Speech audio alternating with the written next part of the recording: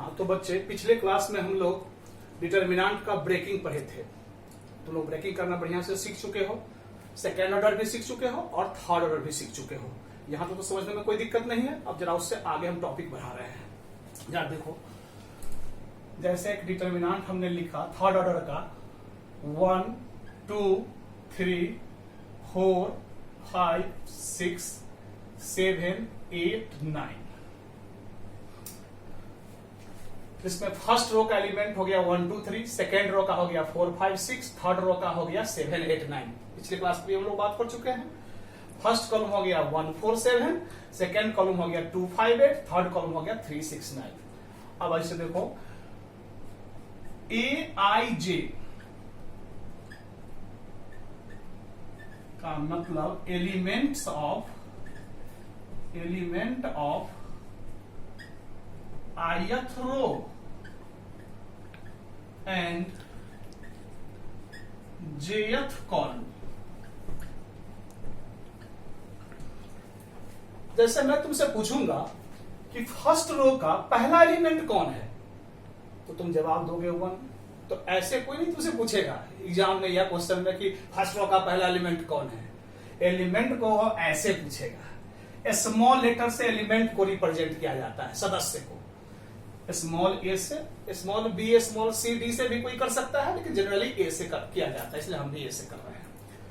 तो small letter से element को रिप्रेजेंट किया जाता है, उसमें 2 सफिक्स लगा रहेगा। जैसे यहां हमने आई और जे लगाया है, इसका मतलब हुआ एलिमेंट ऑफ यानी सदस्य ऑफ कौन, ith रो, यानी पहला सफिक्स रो को इंडिकेट कर रहा है और दूसरा सफिक्स जो है वो कॉलम को इंडिकेट करता है। वही लिखा हूं, element of ith row and jth column. यानी पहला जो होगा वो रो को दर्शा रहा है सफिक्स, और दूसरा जो है वो कॉलम को दर्शा रहा है। जैसे इस डिटर्मिनेंट में हम तुझसे पूछेंगे कि A12 क्या है बताओ। इसको A12 मत पढ़ना, 1 2 पढ़ेंगे, A12। तो A12 अगर तुमसे हम पूछेंगे इस डिटर्मिनेंट पे क्या है, तो तुम मन ही मन समझ जाना कि एलिमेंट पूछा जा रहा है पहला रो और दूसरा कॉलम। पहला जो सफिक्स होगा वो रो को इंडिकेट करेगा, दूसरा कॉलम को। तो पहला रो और दूसरा कॉलम। तो देखो, पहला रो और दूसरा कॉलम में कौन सा एलिमेंट पढ़ रहा है, 2 पढ़ रहा है, तो यही 2 हो गया। देख लो फिर से, पहला रो और दूसरा कॉलम दोनों का जो इंटरसेक्शन बने, कटान बने, पहला रो और दूसरा कॉलम। देखो इस दोनों में कौन पढ़ रहा है, 2 ऐसा है जो पहला रो और दूसरा कॉलम दोनों में पढ़ रहा है, जो कटान बने, इंटरसेक्शन बने, वही एलिमेंट को रिप्रेजेंट करता है। तुम लोग तो समझ चुका होगा। जैसे काट बताना तुम लोग, A31 क्या है बताओ, जरा सोचो, सोच के लिख लिया। तो मैं बता रहा हूं अब तीसरा रो और पहला कॉलम। तो देखो, तीसरा रो हो गया ये और पहला कॉलम में हो गया ये, इस दोनों का कटान कौन बन रहा है, 7। तो ये 7 हो गया। क्लियर है। मैं पूछूंगा A22 बताओ क्या है। A22, इसको 22 नहीं पढ़ लेना, ऐसी गलती मत करना। A22 पढ़ेंगे, यानी दूसरा रो और दूसरा कॉलम। तो दूसरा रो में हमारा 4 5 6 है और दूसरा कॉलम 2 5 8, यानी 5 दोनों का कटान बन गया, इंटरसेक्शन, यही 5 को रिप्रेजेंट कर रहा है। अब तुम समझ चुका होगा। तो इसे एक और देखो, A23 का मतलब हो गया दूसरा रो और एलिमेंट ऑफ दूसरा रो और तीसरा column, element of second row and third column. तो सेकेंड रो में हो गया 4 5 6 और थर्ड कॉलम 3 6 9, यानी 6 दोनों का इंटरसेक्शन बना, यानी 6 को ये रिप्रेजेंट कर रहा है। क्या क्लियर हो चुका। तो इसी को तो एलिमेंट को रिप्रेजेंट करने का तरीका था। यहां तो समझने में किसी को दिक्कत नहीं। अब आओ, डिटर्मिनेंट में तुमको कोई माइनर और को फैक्टर निकालने के लिए कह सकता है। डिटर्मिनेंट का माइनर निकालिए, को फैक्टर निकालिए। सारे एलिमेंट का माइनर भी निकलता है और को फैक्टर्स भी निकलता है। अब माइनर्स क्या है और को फैक्टर क्या है, अब उसके बारे में तुमको हम बताने जा रहे हैं। ध्यान से देखना। हम एक स्मॉल डिफिनेशन लिख देते हैं। माइनर्स का मतलब होता है विदाउट साइन, विदाउट साइन, याद रखना, यानी बिना चिन्ह के। माइनर्स का मतलब होता है बिना चिन्ह के, याद रखना, ठीक है। और को फैक्टर्स का मतलब होता है विथ साइन। को फैक्टर्स का मतलब होता है with sine. With sine, minors बोलते हैं विदाउट साइन, और को फैक्टर बोलते हैं विथ साइन। अब ये माइनर क्या है और को फैक्टर क्या है, हम एक एग्जाम्पल से तुमको दिखाने जा रहे हैं। अब इसको पहले हम मिटा देते हैं, उसके बाद एक एग्जाम्पल से तुमको हम माइनर्स और को फैक्टर निकालना सिखा देते हैं, ठीक है। चलो इसको मिटा रहा हूं पहले।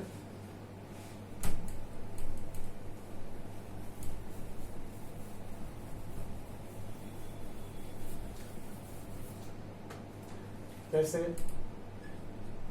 एक एग्जाम्पल लिए 1 2 5 4 3 2 2 4 7,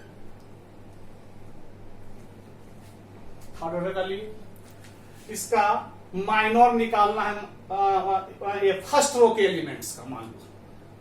वैसे सारे एलिमेंट्स का निकाला जा सकता है, लेकिन हम तुमको फर्स्ट रो का निकाल कर समझा देंगे, तो बाकी तुम खुद निकाल लोगे, खुद समझ जाओगे। लिख देते हैं find minors and cofactors of first row elements, first row elements. यही क्वेश्चन हमारा है कि पहला रो के एलिमेंट का माइनर और को फैक्टर निकालिए। तो आइए फर्स्ट रो का एलिमेंट कौन कौन है, 1 2 और 5। तो आइए पहले हम लोग माइनर निकालते हैं। हम आगे कह चुके हैं एवरी एलिमेंट का, प्रत्येक एलिमेंट का माइनर निकलता है और को फैक्टर निकलता है। हमको फर्स्ट रो का हम निकाल कर तुमको दिखा रहा हूं। तो फर्स्ट रो में हमारा है 1 2 5। तो आइए सबसे पहले हम लोग माइनर, फर्स्ट रो का पहला एलिमेंट 1 उसका निकालता हूं। माइनर्स ऑफ 1, फर्स्ट रो का पहला एलिमेंट हमारा 1 है, तो 1 का माइनर निकाल रहा हूं। आइए तो 1 से बनने वाला रो और कॉलम को ढक दो, जैसे डिटरमिनेंट को नहीं तोड़ते थे, ठीक वैसे ही माइनर और को फैक्टर निकलता है। कोई नया, कोई बहुत डिफिकल्ट चीज नहीं है। जैसे डिटरमिनेंट को ब्रेक करते थे वैसे ही माइनर को फैक्टर। तो माइनर्स ऑफ 1, तो 1 से बनने वाला रो और कॉलम को ढक दो। तो 1 से बनने वाले रो और कॉलम को ढक दिए, तो क्या दिखाई पड़ रहा है, 3 2 4 7, 3 2 4 7 हो गया। अब इस डिटरमिनेंट का वैल्यू निकाल दो, यही तुम्हारा 1 का माइनर हो गया। तो हो जाएगा इसका वैल्यू, पहले बायां विकल्प बता चुके हैं, तो 3 × 7 हो जाएगा 21, और फिर दायां विकल्प तो 2 × 4 हो जाएगा 8, और इस प्रकार से 21 में से 8 गया तो हो जाएगा 13। तो माइनर ऑफ 1 हमारा क्या निकल गया, 13। क्लियर हो चुका। उसी प्रकार से फिर देखो माइनर्स ऑफ 2, फर्स्ट रो का सेकेंड एलिमेंट हमारा 2 है, तो 2 का निकालना, फिर वही करो, 2 से बनने वाला रो और कॉलम को ढक दो। तो 2 से बनने वाला रो और कॉलम को ढक दिए, तो 4 2 2 7 दिखाई पड़ रहा है, तो लिख देंगे 4 2 और 2 7 हो गया। अब इसका वैल्यू निकाल लो, तो 4 × 7 हो गया 28, माइनस 2 × 2, तो 4 पहले लेफ्ट वाला डायगोनल तब राइट। इस प्रकार से हो गया 24 हमारा माइनर निकल गया 2 का।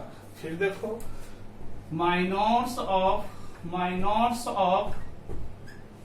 फर्स्ट रो का तीसरा एलिमेंट है 5, माइनर्स ऑफ 5। आइए 5 से बनने वाला रो और कॉलम को ढक दो, तो रो और कॉलम को ढकेंगे तो 4 3 2 4 दिखाई पड़ रहा है, तो 4 3 और 2 और 4।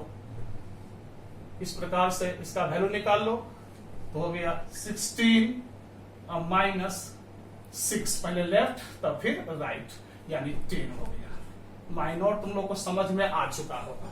ये फर्स्ट रो का एलिमेंट्स का हम निकाल के दिखा है, ऐसे ही तुम सेकेंड रो का भी, थर्ड रो का भी निकाल सकते हो। तो ये माइनर्स की बात थी। अब जरा आओ को फैक्टर पर। फर्स्ट रो का हम एलिमेंट का को फैक्टर भी हम निकालने जा रहे हैं। तो आओ को फैक्टर्स ऑफ 1, तो को फैक्टर्स ऑफ 1 हम लोग निकाले जा रहे हैं। फर्स्ट रो का पहला एलिमेंट 1 है, तो 1 का, तो 1 से बनने वाले रो और कॉलम को फिर ढक दो, जैसे माइनर में करते थे।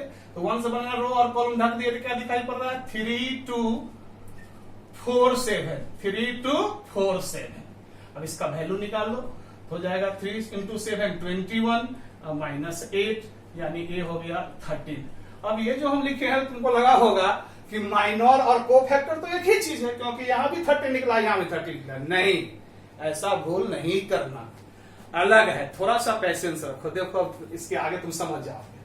अब हम कोफैक्टर ऑफ 2 निकालने जा रहे हैं, देखना ध्यान से। कोफैक्टर्स ऑफ 2, फर्स्ट रो का सेकंड एलिमेंट हमारा 2 है। आइए तो कोफैक्टर ऑफ 2 निकालेंगे तो साइन डिटर्मिनेंट का जो है सो यहाँ लागू हो जाएगा। तो क्या हम ऊपर है साइन प्लस से चालू होता है, अल्टरनेट चलता है, प्लस माइनस ऐसे ही चलता है। तो यहाँ देखो प्लस माइनस, तो यहाँ माइनस हो जाएगा।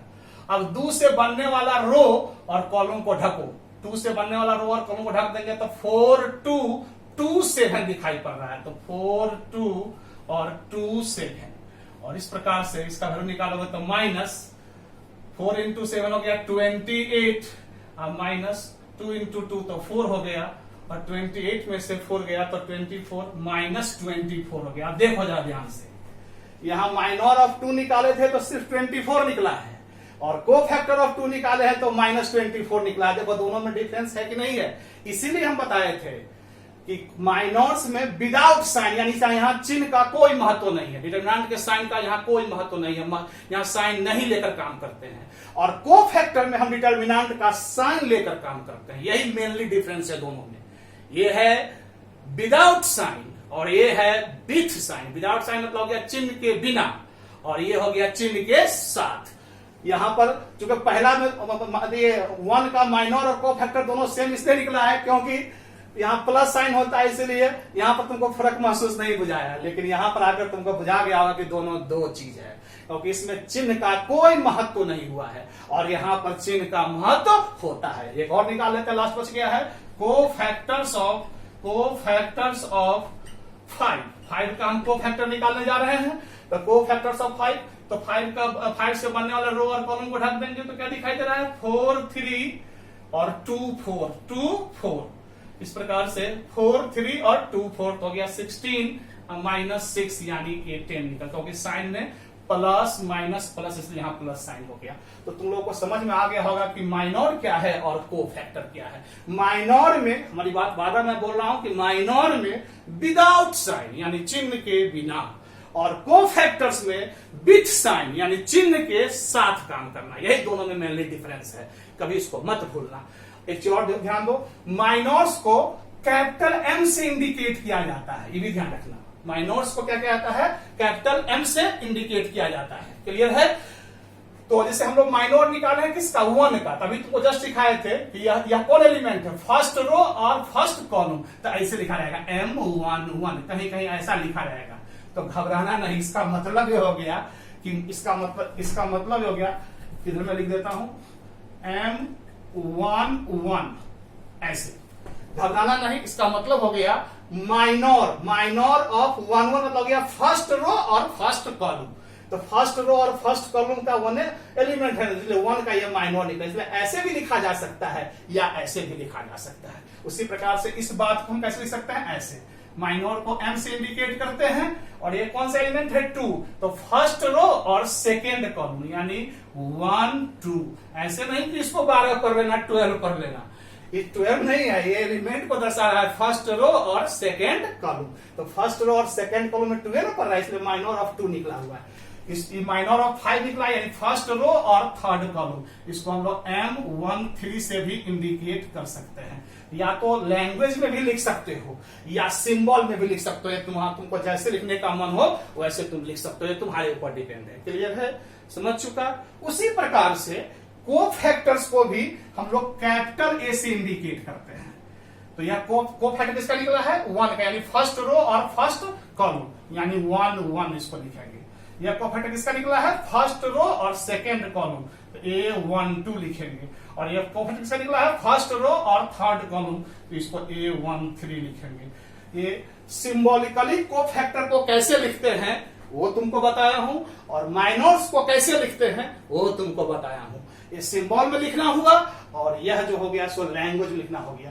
तो माइनर्स और कोफैक्टर तुमको तो समझ में आ चुका होगा, इसमें तो कहीं कोई दिक्कत नहीं है। देखो मेनली क्या है, माइनर्स और कोफैक्टर में है, माइनर्स में होता है विदाउट साइन, चिन्ह का यूज नहीं करना है डिटरमिनेंट का, और कोफैक्टर्स में होता है विथ साइन, यानी चिन्ह के साथ हम लोग को काम करना है। क्लियर है? तो यहां तक तो समझने में किसी को दिक्कत नहीं होगा। तो ये हमारा माइनॉट्स और कोफैक्टर था, यहां तक तुम लोग का क्लियर हो गया। अब इसके नेक्स्ट क्लास में, आज का क्लास इतना ही। अब इसके नेक्स्ट क्लास में हम लोग पढ़ेंगे बहुत इंपॉर्टेंट चीज और बहुत महान चीज, प्रॉपर्टीज ऑफ डिटर्मिनेंट। तुम कहोगे कि प्रॉपर्टीज नहीं भी पढ़ेंगे तो काम चल जाएगा, क्योंकि डिटर्मिनेंट को तोड़ना तो हमको आ गया, ब्रेकिंग करने आ गए। यस, तुम सारे हिसाब को बना सकते हो डिटर्मिनेंट में, एक भी ऐसा हिसाब नहीं होगा जो तुमसे नहीं बनेगा। लेकिन मेरे भाई प्रॉपर्टीज अगर तुम पढ़ लोगे, डिटर्मिनेंट का गुण अगर तुम जान जाओगे, तो बहुत सारे ऐसे हिसाब है जिसको तुमको ब्रेक भी नहीं करना पड़ेगा, देखते ही तुम उसका आंसर बता दोगे। इसलिए प्रॉपर्टीज का पावर अगर लेकर के अगर तुम चैप्टर में घुसोगे तो तुम में एक अलग पावर रहेगा। इसीलिए प्रॉपर्टीज ऑफ डिटर्मिनेंट भी बड़ी महत्वपूर्ण है। ब्रेकिंग तो हम लोग सीख ही लिए। अब इसके अगले क्लास में हम लोग पढ़ेंगे डिटर्मिनेंट का क्या क्या गुण होता है, और वह गुण जब समझ जाएंगे तब तुमको हम प्रॉब्लम का अप्रोच दूंगा, और तब तुमको फिर मैं प्रॉब्लम क्लास में भेज दूंगा। बहुत बहुत धन्यवाद तुम सभी आदमी को। Thank you for patience.